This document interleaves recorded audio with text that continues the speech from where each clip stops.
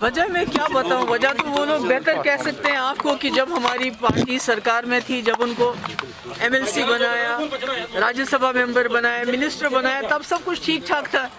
آج پارٹی کے اوپر مشکلات آ رہے ہیں، بڑا چیلنجنگ ٹائم ہے پورے جموں کشمیر کے لیے، اور ہماری پارٹی کے لیے بھی اس وقت بڑا چیلنج ہے، بڑے مشکلات ہیں۔ تو ایسے وقت میں وہ کس پریشر کے تحت یا کیوں کس لالچ کے تحت وہ جا رہے ہیں، اس کے بارے میں کیا بتا سکتی ہوں؟ کیا رسپونڈ کریں، ان کی کس بات کا رسپونڈ کروں میں، کیا رسپونڈ کروں؟ یہ کوئی بات ہے؟ اب کیا کہوں میں، کہیں نہ کہیں ان کو دل میں کہیں نہ کہیں غیر یقینیت ہے، ان کے دل میں سینس آف انسیکیورٹی ہے۔ ادروائز ہندوستان میں تو کہیں بھی کسی اسٹیٹ میں کوئی بھی جو ہے رولر یہ نہیں کہتا ہے، کوئی بھی گورنر ہو یا دوسرا وہ نہیں کہتا ہے ہر جگہ جھنڈے لہراؤ، جموں کشمیر میں ہی کیوں؟ کہیں نہ کہیں ان کو جو احساس کمتری ہے۔